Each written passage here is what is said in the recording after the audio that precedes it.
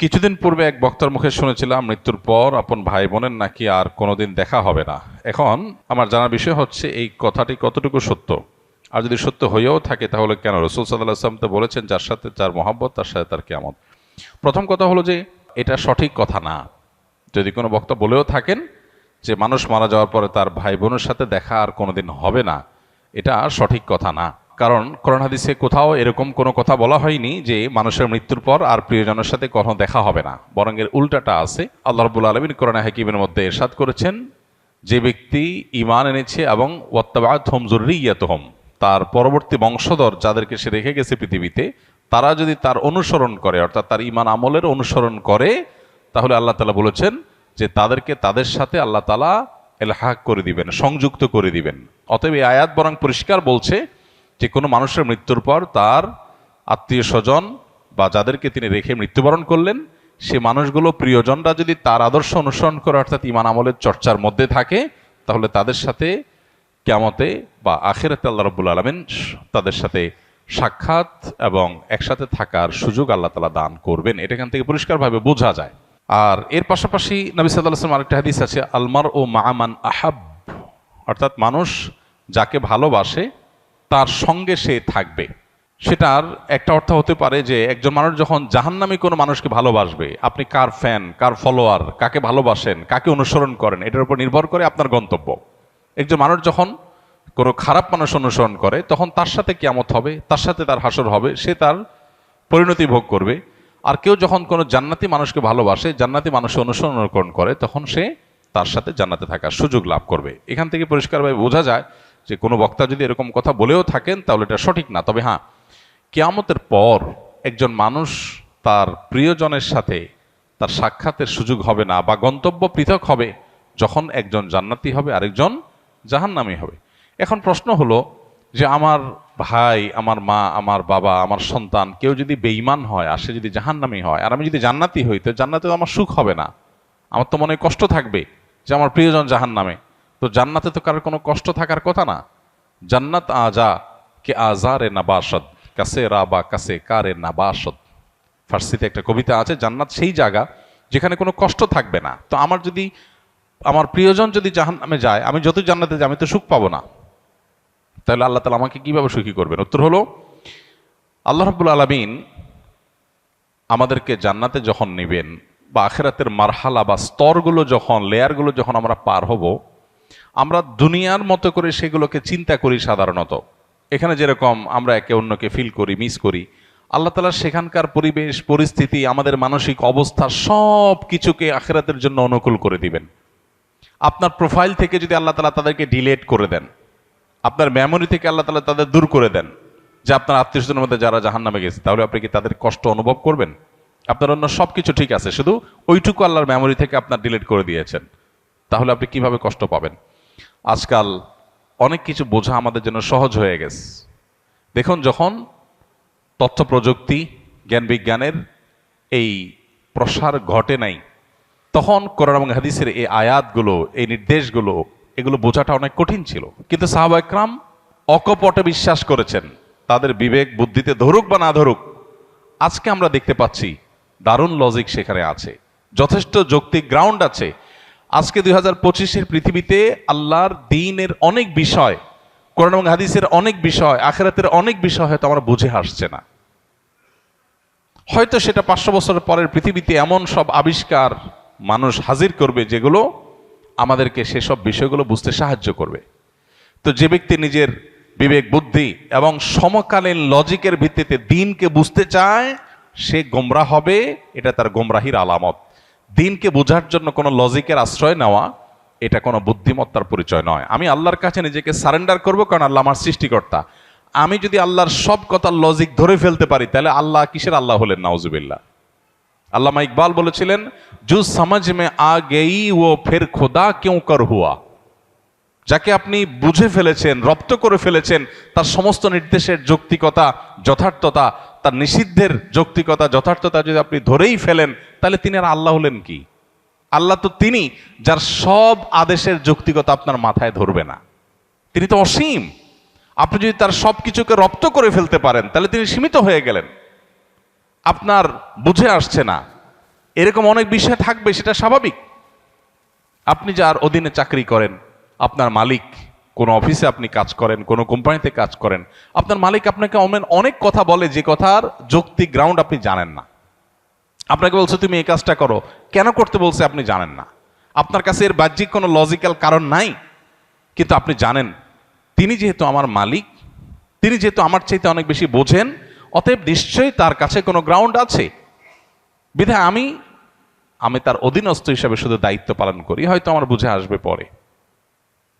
একজন গাড়ি চালক, একজন পিয়ন, তাকে বলা হলো যে ফাইলটা তুমি অমুক জায়গায় দিয়ে আসো, আবার নিয়ে আসো, আবার দিয়ে আসো, আবার নিয়ে আসো। তার কাছে মনে হতে পারে এটা তো অনর্থক কাজ, কেন দিয়ে আসছি, কেন নিয়ে আসছি, এর দ্বারা লাভ কি? অনেক সময় দেখবেন অনেক কোম্পানিতে, কোম্পানির নিচের দিকে যে সমস্ত চেয়ারগুলোতে অথবা সাধারণ যে সমস্ত দায়িত্বগুলো আছে সেগুলো যারা পালন করে, তারা সাধারণত বসদের সমালোচনা করে, অহেতুক কাজ। সে বুঝে না কেন তার বস এগুলো বলেছে। বসের সব কিছু যদি তুমি বুঝে যাও তো তুমিই তো বস হয়ে যাবা। তোমার আর মালিকের মধ্যে পার্থক্যটা কি? যে তার সব কথার রহস্য তুমি বুঝবা না, তার যোগ বিয়োগ সব তোমার মাথায় ঢুকবে না, এটাই স্বাভাবিক। তাহলে আল্লাহ তাআলার সব যোগ বিয়োগ, আল্লাহর সব আদেশের সাথে যৌক্তিকতা তোমার কেন বুঝতে হবে? এটাই হলো সবচেয়ে বড় বিভ্রান্তি, এটাই হলো সবচেয়ে বড় ইললজিক্যাল, সবচেয়ে অযৌক্তিক কাজ, যে আল্লাহর সব আদেশ নিষেধের যথার্থতা আমার বুঝতে হবে। এই চেষ্টা করাটাই একটা হাস্যকর চেষ্টা। মানুষ হয়ে যদি আমার চাইতে অনেক দূরে থাকা, অনেক উপরে থাকা মানুষের আদেশ নিষেধের যৌক্তিকতা আমি না বুঝি, তাহলে সৃষ্টি হয়ে স্রষ্টার সমস্ত আদেশ নিষেধের যৌক্তিকতা আমার বুঝতে হবে, এটা মোটেও যৌক্তিক কোনো বিষয় নয়। তো যেটা বলছিলাম, যে প্রশ্নের উত্তরে এত কথা বলছিলাম, সেটা হলো যে আখেরাতে আল্লাহ রাব্বুল আলামিন কি করবেন সেটা নিয়ে আপনার আমার টেনশন নাই। আমাদের নাস্তিক বন্ধুদের অনেক প্রশ্ন থাকে, যে প্রশ্ন দেখে সরল মনা বা সংশয়ে ভোগা অনেক মানুষ তারা বিভ্রান্তিতে পড়ে যান। অদ্ভুত অদ্ভুত সব প্রশ্ন করে। ইমানদারের সমস্ত প্রশ্নের কমন উত্তর হলো আমি গোলাম কার? আল্লাহর। আল্লাহ আদেশ করেছেন, আমি তামিল করব। আল্লাহর সমস্ত আদেশ, সমস্ত নিষেধের যৌক্তিকতা বোঝা আমার জরুরি না। আমি যদি তার সব কিছু বুঝেই যাই, তাহলে তিনি আর আল্লাহ হলেন কি? তিনি তো আমার মতো মানুষই হয়ে গেলেন। আল্লাহ তো সে অসীম সত্তা, যার আদেশ নিষেধকে আমার সীমিত বিবেক দিয়ে সবকিছু বুঝবো না, এটাই তো স্বাভাবিক। অতএব আখেরাতে কিয়ামতের দিন আল্লাহ তাআলা কিভাবে, আমার আত্মীয় স্বজন কেউ যদি জাহান্নামী হয়, আমি যদি জান্নাতি হই, তা আল্লাহ আমাকে কিভাবে সুখ দিবেন, এটা নিয়ে আমার টেনশন নাই। সুখ কিভাবে দিবেন এটা আল্লাহর কাজ, আমার টেনশন না করলেও চলবে। অদ্ভুত অদ্ভুত প্রশ্ন অনেকে করে। প্রশ্ন করে, ভাই, একজন মানুষ কিয়ামতের মহাপ্রলয়ের 500 বছর আগে মারা গেছে, 500 বছর ধরে সে জাহান্নামী হওয়ার কারণে কবরের আযাব সত্য। আহলে সুন্নাত ওয়াল জামাতের আকীদা হলো আযাবুল কবরি ওয়া নাঈমুহু হাক্কুন। কবরে আযাব হবে খারাপ মানুষদের, আবার ভালো মানুষ হলে তার কবরে শান্তিরও ব্যবস্থা হবে। তার লাশ মাটির সাথে মিশে পচে গলে যেতে পারে আপাত দৃষ্টিতে, কিন্তু ওই তার ধ্বংসাবশেষ, তার যে মূল উপাদান, সেটাকে আল্লাহ তাআলা শান্তি দিবেন। দেখতে দেখা যাবে মাটি, সে মাটি হয়তো কষ্ট ভোগ করছে বা সুখ ভোগ করছে, এটা আমরা অনুভব করব না। আজকের পৃথিবীতে এটা তো বোঝা খুব সহজ। আজকের পৃথিবীতে এরকম বিষয়গুলো বোঝা একেবারেই সহজ। তো এই বিষয়টা সত্য। এখন প্রশ্ন হলো, যে ব্যক্তি কিয়ামতের 500 বছর আগে মারা গেল, তাকে আল্লাহ তাআলা 500 বছর ধরে কবরের শাস্তি দিচ্ছেন। আরেকজন কিয়ামতের ঠিক আগের দিন মারা গেল, যেদিন কিয়ামত তার আগের দিন মারা গেল, তার শাস্তি দিন আল্লাহ তাআলা একদিন। এখন নাস্তিক ভাইদের প্রশ্ন হলো যে, ভাই, মনে করেন দুইজন একে অপরাধে মারা গেছে, সমান অপরাধী হয়ে মারা গেছে। একজন 500 বছর ধরে শাস্তি পাইছে কবরে, আরেকজন মাত্র একদিন পাইছে, এরপর তো কিয়ামত হয়ে গেছে, আর কবরের শাস্তির সুযোগই নাই। তাহলে আল্লাহ তাআলা এখানে ইনসাফ কেমনে করবেন? আল্লাহ কিভাবে ইনসাফ করবেন, এই টেনশন তার মাথায় ঢুকছে। আল্লাহ রাব্বুল আলামিন ইনসাফ করবেন, দ্যাটস ইট। আল্লাহ কোরআনে পরিষ্কারভাবে ঘোষণা করে দিয়েছেন, ওমা রাব্বুকা বিযাল্লামিল লিল আবিদ। আল্লাহ তার কোনো বান্দাদের প্রতি কোনো জুলুম করবেন না, আল্লাহ জুলুম করেন না। আল্লাহ বলেছেন হাদিসে কুদসিতে, ইন্নী হারামতু যুলমা আলা নাফসি, আমি নিজের প্রতি নিজে জুলুমকে হারাম করে দিয়েছি। সো 500 বছর আগে মারা গেছেন, কিয়ামতের একদিন আগে মারা গেছেন, সেম অপরাধের অপরাধী, সমান অপরাধের অপরাধী, সমান দোষে দোষী, কিন্তু একজনকে 500 বছর ধরে শাস্তি, আরেকজনকে একদিন আগে শাস্তি। এই দুইটার মধ্যে আল্লাহ ব্যালেন্স কিভাবে করবেন, তার হাজারটা ব্যবস্থা আল্লাহর কাছে থাকতে পারে। আমার এটা চিন্তা না করলেও চলবে। আল্লাহ করবেন ইনসাফ, এতটুকু নিশ্চিত। আল্লাহ জুলুম করবেন না, এটুকু নিশ্চিত। কিভাবে করবেন সেটা আল্লাহ ভালো জানেন, এটা আমার জানার দরকার নাই। এটা হলো ইমানদারের কথা। তারপরেও বুঝার জন্য ইব্রাহিম আলাইহিস সালাম যেরকম বলেছেন, আল্লাহ কিভাবে আপনি আবার প্রাণীগুলোকে একত্র করবেন, জীবিত করবেন, আমাকে একটু দেখান। আল্লাহ বলেছেন, আওয়ালাম তো মিন, তোমার কি ইমান নাই, ইমান আসে না, বিশ্বাস হয় না? বলছেন হ্যাঁ বালা ওয়াল্লাহ কিল্লিয়াতমাইন্না কালবি। আল্লাহ তাকে দেখাইছেন। তো বোঝার জন্য বলা। একজন মানুষকে 500 বছর ধরে শাস্তি দিলেন আল্লাহ তাআলা, আরেকজনকে একদিনে শাস্তি দিলেন। 500 বছরের শাস্তি একদিনে।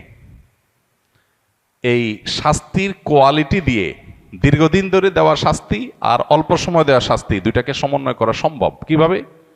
আপনি একজনকে 100টা কিল দিলেন, কিল, দুজন সমান অপরাধ করছে, একজনকে 100টা দিয়েছেন, আরেকজনকে একটা দিয়েছেন, দুইটাকে সমান করা সম্ভব না? সম্ভব না। এখন কিল মাপা যায়। এখন মানুষ কতটা জোরে আঘাত করেছে এটাও মিটার দিয়ে কি করা যায়? মাপা যায়।